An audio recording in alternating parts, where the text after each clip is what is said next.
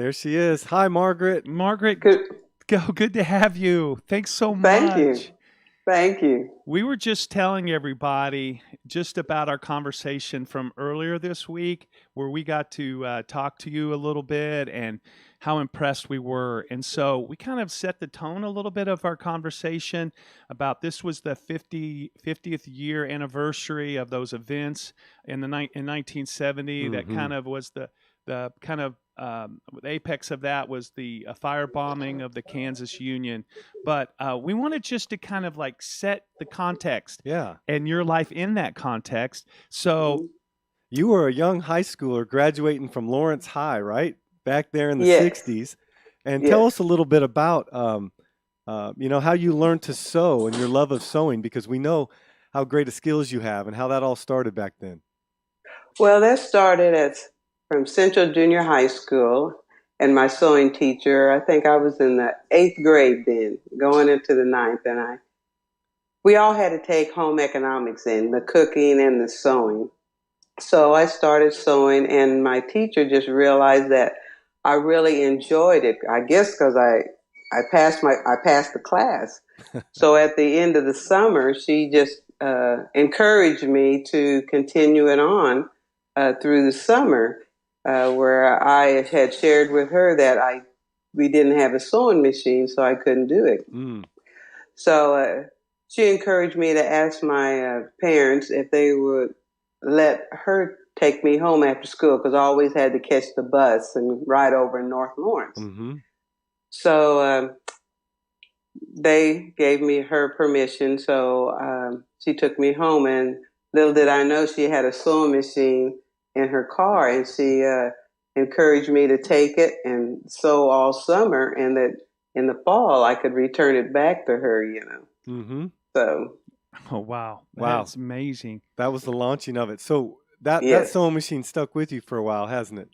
up until I got married, yes.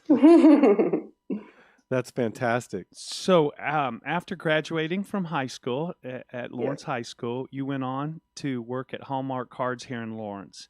And yes. that's an interesting story about how because I want us to help shape because the Lawrence then was a Mm. lot is in a lot of ways and not in every way, but in a lot of ways is much different than the Lawrence that we lived in. And so, tell us a little bit about how you got that job and what was Mm-hmm. that like, and a little bit of that start there at Hallmark. Well, back then everything was still pretty segregated, and the only way that you could get onto Hallmark cards is if you had a member of the family work there. Mm. It was like a family situation. Well, I was lucky enough to have two aunts that worked there. So when I went Mm-hmm. to put in my application, of course they turned me away because they said I was left-handed, and so they couldn't. They they didn't have anything for left-handed people. So I would go back to the Social Security office, and unemployment, and I'd tell them, and then they'd send me back to Hallmark again. So I guess finally Hallmark got tired of me coming back, and Mm. so they hired me. And of course, the job that I did, it didn't make a difference if it was left-handed or right-handed. So So I guess that was crazy. just one of those excuses. Right. And you were also one of the first women, right, that ran a machine. Yes, I was. Yes, I was. The job that they gave me, I of course I put my heart into it because we were making like a whole $99 a week. So that was a lot of money, a lot of money back then. So from there, I guess the civil rights took over, and they said that they had to have minorities run machines also. We just couldn't do the labor work. So they asked Mm. me if I would like to run a machine, and I said sure. So they trained me, and I was the first black woman at Lawrence Mm-hmm. Hallmark to run machines. Well, Wow. I think what we're going to keep hearing here is a little bit of persistence that you employed, to and which I think is a good thing. I just want to bring to light that because we'll see how this is Mm-hmm. kind of a constant theme in your journey, especially during this time. You mentioned a little bit about the civil rights movement, and Mm-hmm. so we're kind of building up in 1968. Of course, there was a lot of activity in the United States. Martin Luther King Jr. was assassinated in '68. Bobby Kennedy was also, but there was a lot of turmoil. But the civil rights movement is really now moving onward, and there's a lot of things going on in Lawrence. But Mm-hmm. before we get to tell us a little bit about what the landscape of Lawrence was in 1970, because I came to Lawrence in 1982, and that's 12 years. And in those 12 years, there was quite a bit of difference in just the outward things of Lawrence. But in 1970, there was still a great deal of segregation. And what did that look like for you as a young person here in Lawrence in 1970? Well, in 1970, and even earlier in the years, I mean, it was kind of like we all had our place, you know. We already knew what we could do and what we couldn't do. And we weren't the only ones that were going through this too. It was also the Hispanics and the Indians from Haskell. Um, I think the Haskell Indians had it worse than we had it because they just had them. They just couldn't do anything. No. But at least, you know, in school, in the high schools, we couldn't really. All we could do is play the sports. I guess they needed us for the sports, so we could play the sports, but we couldn't be cheerleaders or student council or any debate teams, and none of that. Only sports. I just want to remind all of us, that to us here 50 years later, we just like that's so repulsive, like, man. But I just want us to be reminded of how then, it was like normal, and Yes. and just challenge us, because I believe God constantly wants to challenge us on what we think normal is. And what I just listening to Margaret and hearing this story just constantly is like, wow, man, what is going on today that we think is normal, that in 50 years they're going to be, can you believe those idiots thought that? But anyway, I just wanted to interject that because just that view, and just so like you mentioned some things about like having to travel to go swimming pool. Yes. Tell us about that. Yes. Well, here in Lawrence, of course, there was no place for blacks or any people of color to swim. So we had to go to either Topeka to Gage Park and swim. We could go to Ottawa and swim, or we just didn't. And movie theaters? Movie theaters, we weren't allowed to go into the Granada. Because, see, the Granada is just one level. But we could go to the Varsity Theater, but we had to sit in the balcony only. And the first time we were all allowed to go to the theater, West Side Story was playing, so that kind of takes you back. Okay. Yeah, so that was the first movie that we seen was West Side Story, and I mean we were like sardines up there in that balcony, but it just felt so important to us to be able to see a movie. Wow. So things are you're good. You're good. So these things are rumbling, and things are starting to kind of like there's a little wind of change happening, and there's some shaking, and Lawrence becomes in some ways a real hot spot for these changes and the civil rights in this area. And so you told us a little bit about how civil rights leaders from Kansas City would come, and you guys would tell us a little bit like that from your vantage point. You would go to work at Hallmark, and then you guys would meet up. Tell us a little bit about that thinking and some of those things. Well, it all started when the Black Panthers came in from California and they started meeting with all of the minorities up on campus. And so from there, since the us younger group, we knew the lay of the land here in Lawrence, we could help them out.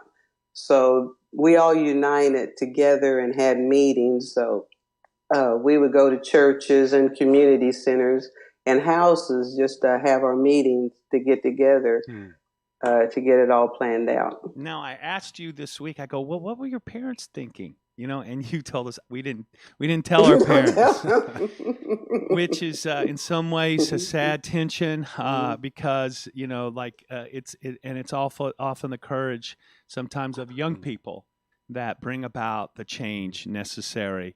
So now it was one of those meetings. They asked for some volunteers with some special skills. Tell us about how your sewing came to the forefront again.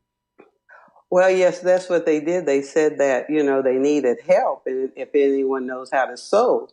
Well, I was the only one, I guess, that did because I jumped up immediately. And so they asked me if I would start making dashikis, which is a shirt. Nice. A nice baggy shirt with beautiful colors. Well, we just showing everybody a picture of one that Wayne had sent us. And so, yeah, I mean, and again, it's that sewing machine that your teacher had given you. Yes. And so there's a theme here too, of persistence and sewing through this story that we'll come to. But and it sounds like you were making those as a way of solidarity and of the peaceful protesting, the marches, the gatherings, and people would come and get those from you at night and pass them out. Is that right? Yes. Right. And there was clarity about what you guys were wanting. I mean, it wasn't. Right. It was pretty clear, and they were just the few things. Right. All we wanted was a pool, a place to swim where we wouldn't have to go out of town. Wow. And anyway, that's what the young people wanted. The ones up on campus, they wanted it to open up so they could do more up on campus also. Yeah. So tell us, okay, so finally through these events, you wound up getting a pool. Tell us a little bit about that. Yes. Well, once we rioted downtown, and I mean, it was chaotic, just crazy. In fact, I had a cousin that got shot and killed through all of that. But as it all came out, when it was all over, they tore down a motel out on 23rd and Iowa Street, right on the corner, and they left a little round pool there. And so that's what they considered us having a swimming pool. But it was still so far out on 23rd Street, and we all lived in town. Right. But we made our way out there, and we were standing in the water together. Oh, man, there's a lot of thoughts I have about that, but it's amazing. But so your cousin, Rick Dowdell, was shot and killed there in some of the incidences, and and just hearing these stories, and again, even the pool, it was kind of like a marginalized kind of token, it seeming to me. We asked you this question because I think that would be the feeling that I would want to know, having gone through and experienced some of the injustice that you did, as well as others, minorities in Lawrence. And we think of Lawrence as such an enlightened place, but we asked you the question about, was there any bitterness, or how did you handle that feeling or resentment?